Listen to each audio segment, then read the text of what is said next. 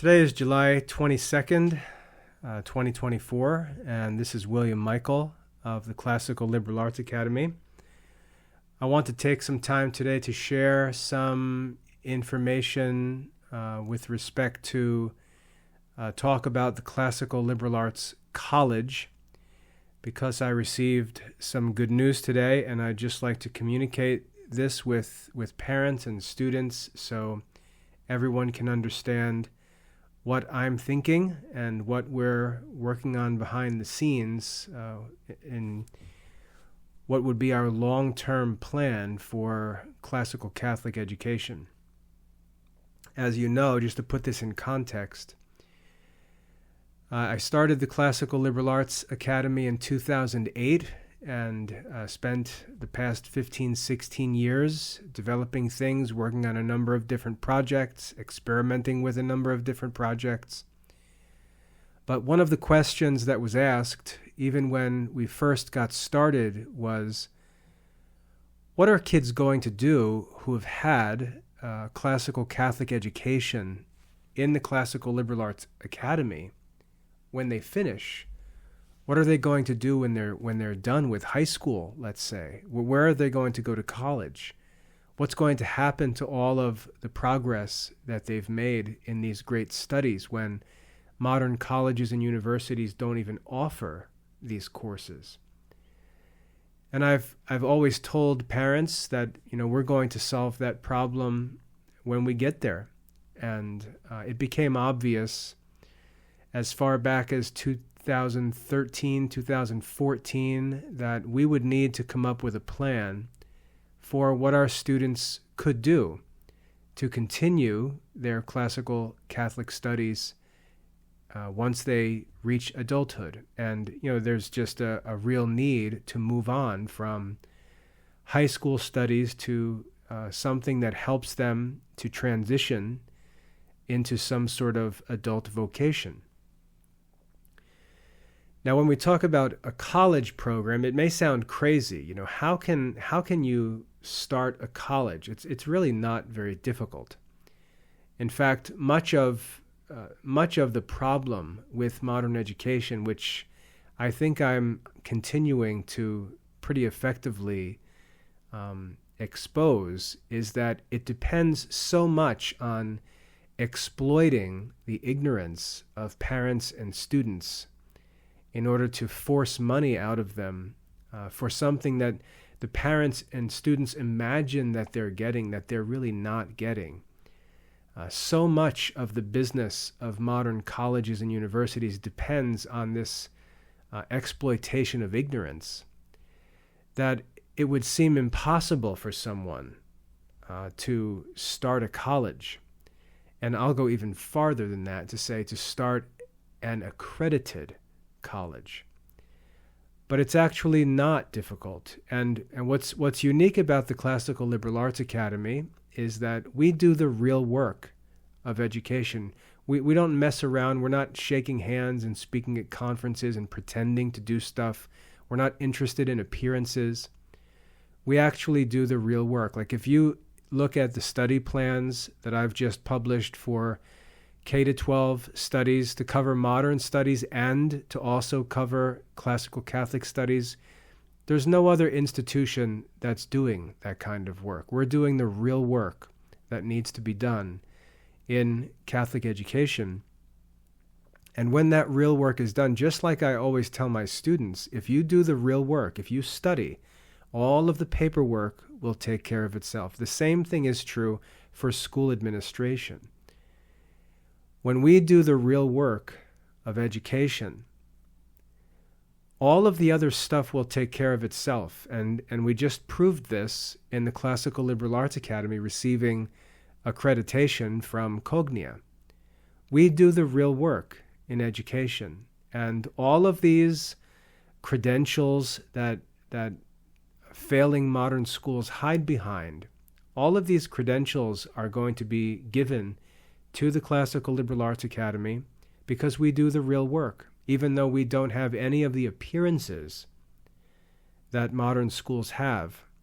We're exposing the reality that they're actually not necessary, and Parents are paying for them, students are paying for them, but we could strip all of those appearances away and find that something like accreditation has nothing to do with those things that parents are paying for, that students are taking out student loans for.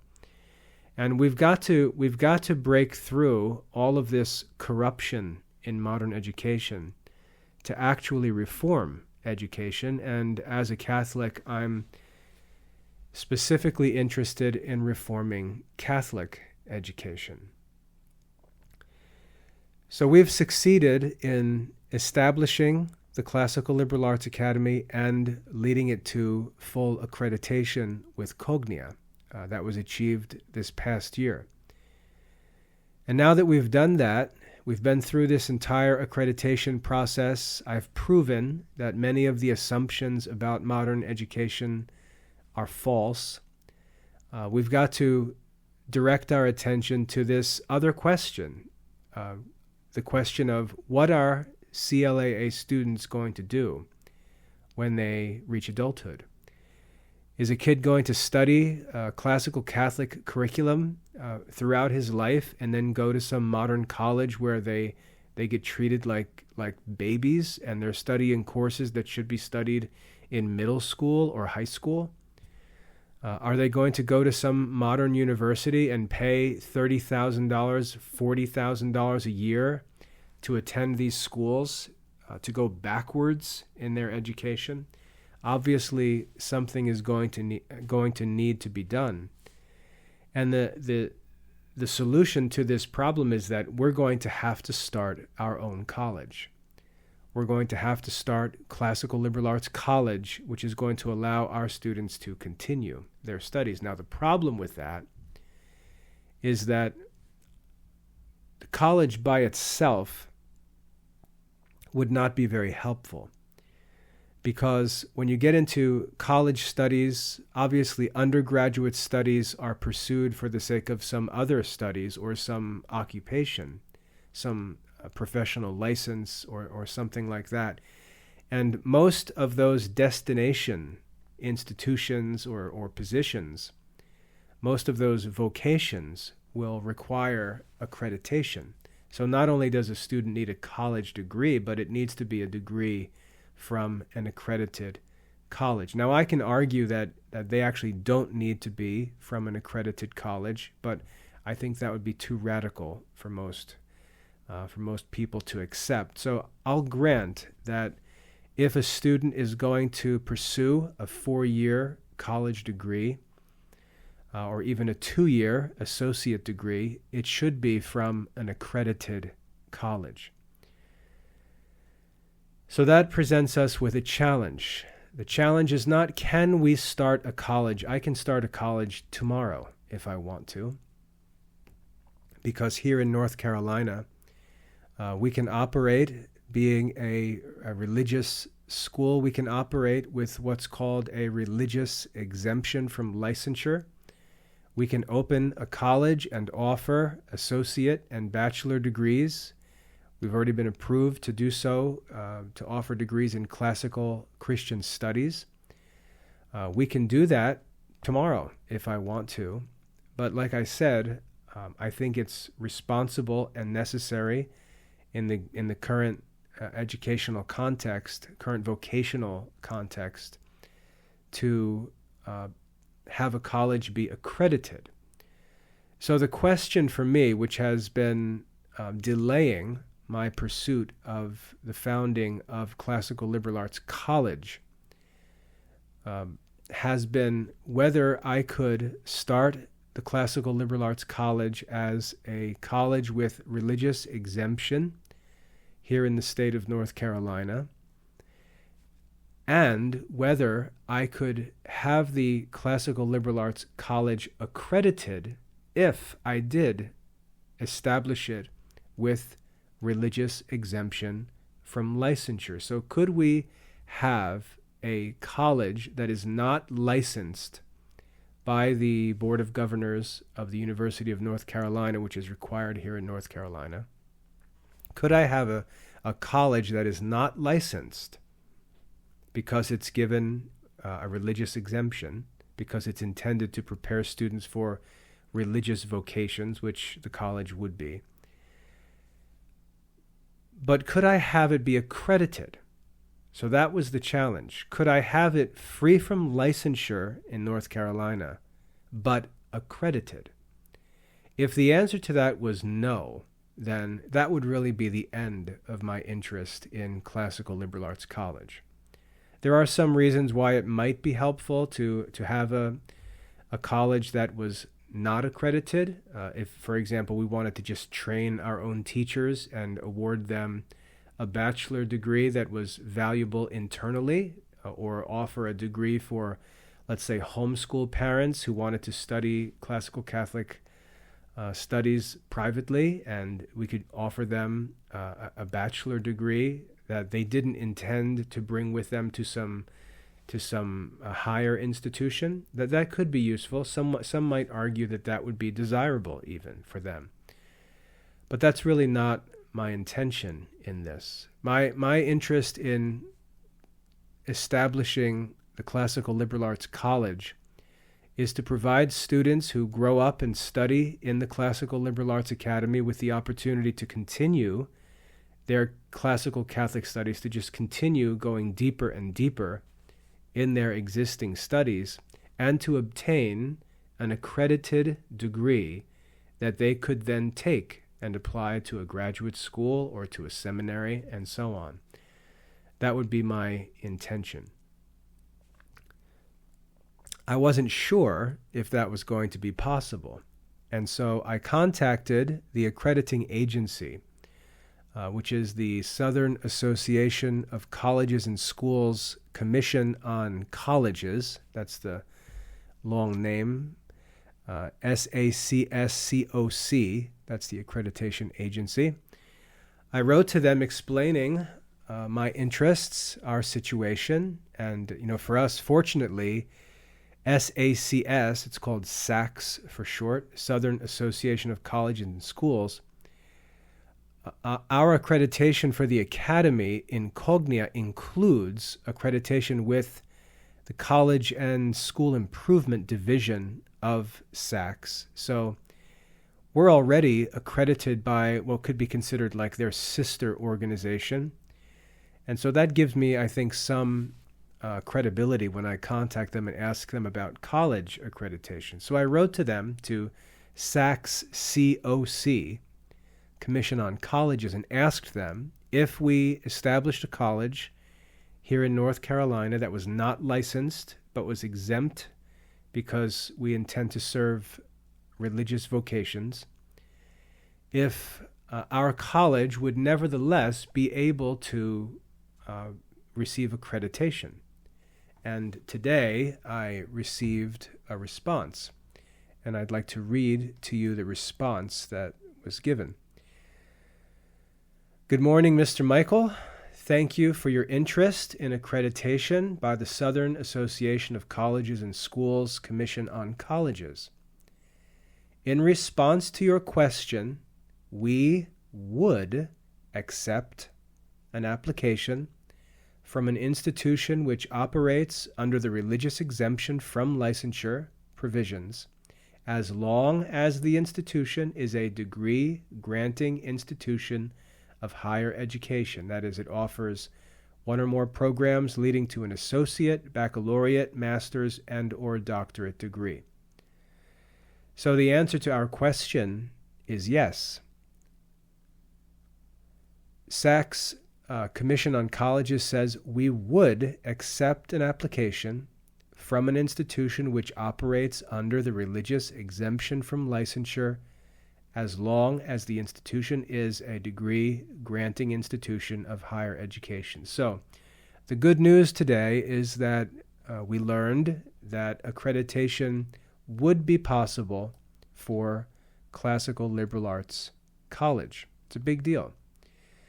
It's a big deal because, for me at least, it tells me that this is a project worth pursuing, that we can obtain accreditation, and therefore the founding of this college, Classical Liberal Arts College, is worth pursuing. Now, I've said that if I could get the Classical Liberal Arts Academy accredited, then once that's all settled, which it is, thank God, I would turn my attention to the establishment of the Classical Liberal Arts College. And now that I've got the green light from the SACS Commission on Colleges, I'm basically going to start preparing the work that needs to be done, which requires a lot of research on my part, just to figure out what exactly is required. I'm going to start researching that and getting the information together so I know what needs to be done. And then I'm going to begin laying the foundation for a Classical Liberal Arts College. Now, there's going to be a significant difference between the Classical Liberal Arts Academy and Classical Liberal Arts College. The Classical Liberal Arts Academy is my own private business. It was established as a for-profit LLC. It's always operated as a self-funded academic institution. I established it, I funded it, I built it, I led it through accreditation and so on. It's just been a private project for the past 16 years. The Classical Liberal Arts Academy is and will remain my own private institution. Classical Liberal Arts College, on the other hand, is going to be different. Recently, I established the Classical Liberal Arts Society, which is a 501c3 charitable organization. And that society, a tax-exempt nonprofit society, that society is going to be the means through which the Classical Liberal Arts College will be funded and managed. So I'm going to keep the Classical Liberal Arts Academy as my own private institution, but I'm going to establish the Classical Liberal Arts College as a collaborative, charitable undertaking that's conducted under the umbrella of the Classical Liberal Arts Society, which is also going to be used to fund our work with things like Classical Catholic Radio and other projects that we're going to work on. You know, for example, I'd like to use the society to offer financial assistance to Academy graduates who go on to study at Catholic University of America as part of my support for the nation's Catholic University. There are a number of different charitable initiatives that I'd like to pursue through the Classical Liberal Arts Society, but the main one, the most significant undertaking of the society is going to be Classical Liberal Arts College. Another reason why I'm seeking collaboration with the college program is because what gets lost in all of this work is the fact that I have nothing beyond the bachelor's degree. I've done graduate work. I've done graduate work at Rutgers and Harvard, but I've been working with a bachelor's degree and just doing my own private activity, privately funded work in education that requires no advanced degrees or anything like that. But I'm anticipating, and again, I don't know if this is true. That's why I said I have research to do. I'm anticipating that to offer an accredited bachelor's degree, there would need to be some requirement for higher credentials for those responsible for overseeing the instruction. Again, I don't know if that's even true. I'll find that out when I investigate it for myself. Often there are assumptions made by most people that I find to be untrue. But I'm anticipating that higher credentials will be required, and that I wouldn't want to present myself as the one, one second. I wouldn't want to present myself as the one directly overseeing the instruction in a bachelor's degree program when I myself don't have a degree beyond a bachelor's degree. And I don't intend on pursuing any higher degrees at this time. So that's why I would look to collaborate on this project, even though in my daily communication I get referred to as Dr. Michael all the time. I really don't have those academic credentials, but private education, being privately funded, has a lot of flexibility because none of that nonsense is necessary. When someone is actually doing the private work, putting the money on the table, doing the development privately and independently of any external funding or anything like that, government funding, grants, there's usually no need for those credentials, which are required often for established institutions as a requirement, as a prerequisite, but there's nothing actually necessary about them. So we'll see what exactly needs to be done. I'd like to keep it as simple as possible because this is not going to be a money-making pursuit. This is going to be a charitable activity, and finding the best way to pursue these things where the mission of the institution is actually charitable and not just sort of this underhanded way of making money for individuals, which is what most modern educational institutions do as nonprofits. I'd like it to actually be charitable. I would like to have the tuition, for example, for the college be the same as that for the academy, that it be minimal, that students can study without any great financial burdens, and that the program would actually operate in a sustainable way.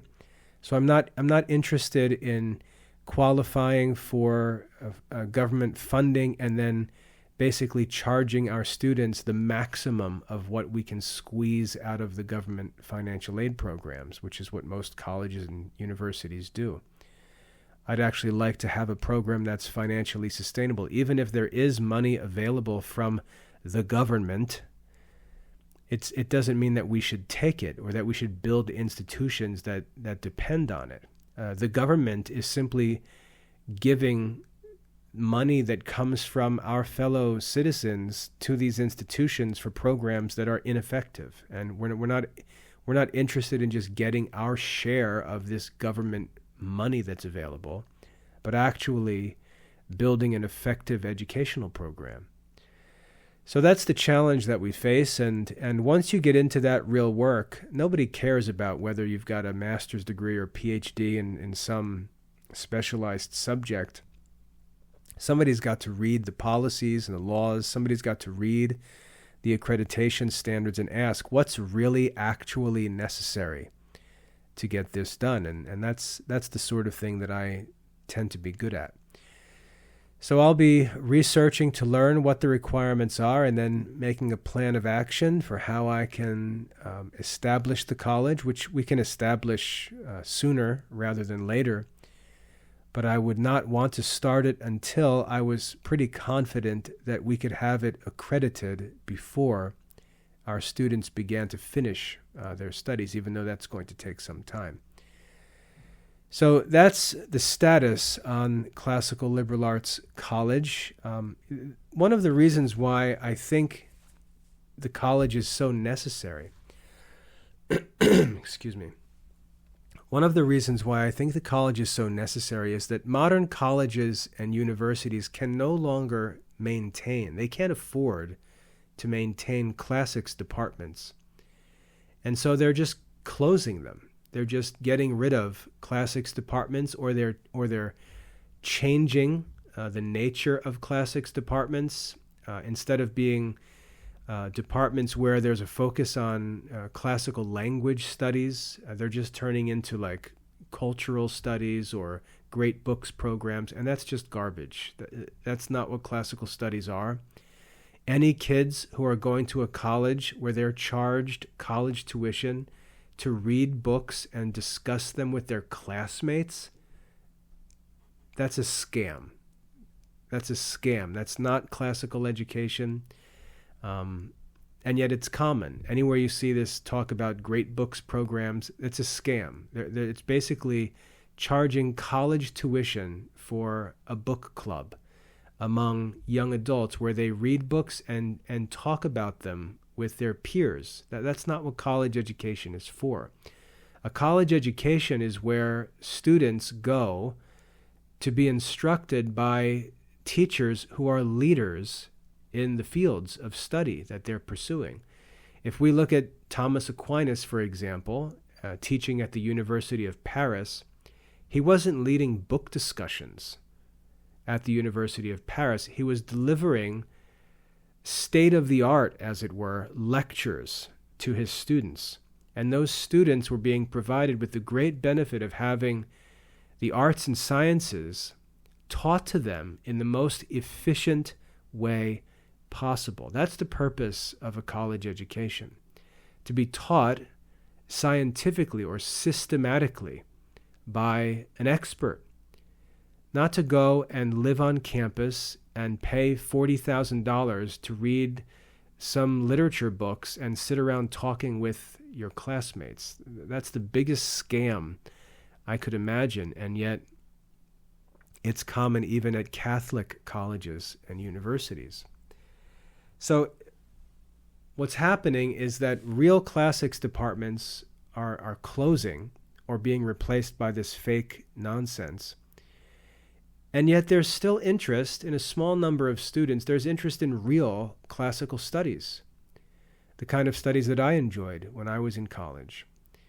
But they're less and less available in the 21st century. And one thing that I am confident in is that if I'm able to establish classical liberal arts college as a specifically classical studies program, other schools can almost eliminate their dying classics programs and just sort of refer students to us and use us as a preparatory school for their graduate programs, which might be worth holding on to. Another purpose of the college is to allow students, Catholic students interested in religious vocations, the opportunity to continue studies that they're already enjoying success in without having to go and live, for example, in a modern college campus environment, which isn't good for vocations, as we all know. So I'd like to have a 4-year degree program that would prepare young men for seminary or young women and men for monastic life with bachelor's degrees or at least associate degrees. And then when we consider other fields like Catholic education, there's just lots of different uses of a bachelor's degree in classical studies that really can't be provided by a modern college or university, but we could provide because it's all we do is focus on classical studies, and we have the added advantage of working with kids from the time they're young all the way through to the end of their undergraduate days. So there's lots of benefits, practical benefits, and just circumstantial needs in our generation for a dedicated, real classical Catholic college, and that's what we would intend to develop. So I wanted to provide an update. That's really all I have to share at this time, but it's encouraging news that this project was waiting on, and now that I've got the green light, as I have said, I'm going to be spending my time researching the requirements and doing whatever I need to get done to sort of lay the foundation, and then we'll post announcements. I'll be sure to share announcements anytime that progress is made, just as I did through the accreditation process for the Academy, and we'll see what we can do. So I'd like to ask you to please pray for me as I direct this. Pray that the Lord would give me wisdom to be able to understand what needs to be done, not just in organizing the college, but but in serving the church and figuring out how I can be helpful and develop a program that actually solves problems that the church needs help with.